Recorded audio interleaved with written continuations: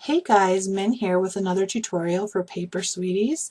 I had a lot of comments on the background that I created and from this card from our last release back in June. And so I decided to do something similar and create the same type of effect with a different embossing folder this month for our challenge, which is red, white, and blue. And you can be inspired by either the colors or the theme, whatever. So make sure that you link up with that challenge this month. But I decided that I was going to show you how to create this background that I've done here and here. I'm calling it the embossing or the ink and emboss technique. Not very original, but it totally does justice to exactly what you do. Okay, so I'm going to move these aside. What you're going to need for this technique is you're going to need some cardstock, you're going to need some embossing folders, some ink, and then something to emboss your paper with. And I'm going to show you two different ways to create a full background and then to create a partial background. We're going to start with the stripes like I did here on this card. It's kind of hard to tell that this is actually embossed, but it really is. So what I did was I took my embossing folder, I opened it up, move that down here, took some red ink, inked up the embossing folder, okay, carefully laid my paper down, and this is going to give it a little bit different effect because I'm going the opposite way of what I did on my card.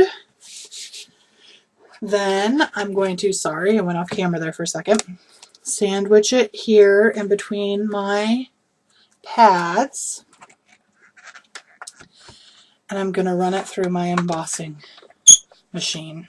This is a Sizzix Purse Texture Boutique embossing machine. I really like it. I also have a big shop, but this works perfectly for when I just need to do some embossing. It's smaller. Okay, so I'm running it through. Move that off camera. Open your sandwich up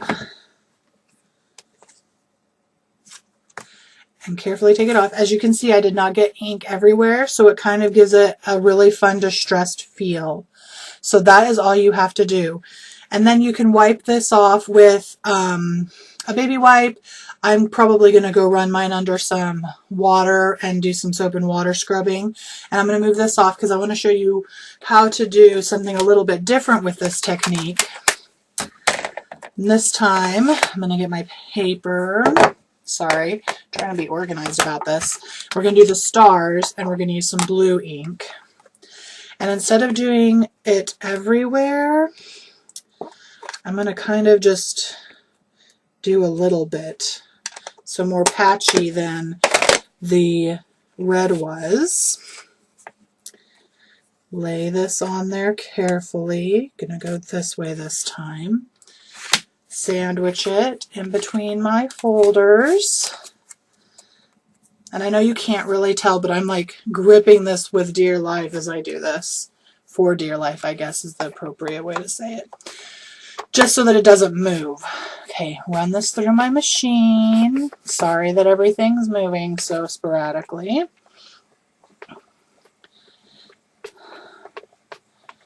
And once it comes out, you'll see that it's a little bit different.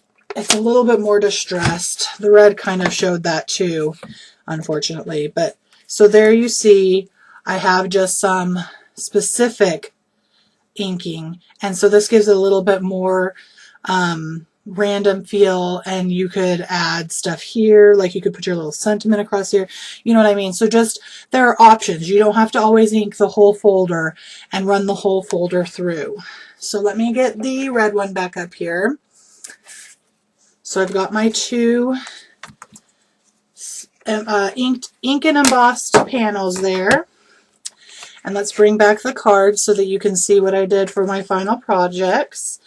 I use them as my backgrounds, and you could also like maybe punch these out, use them as elements on your cards.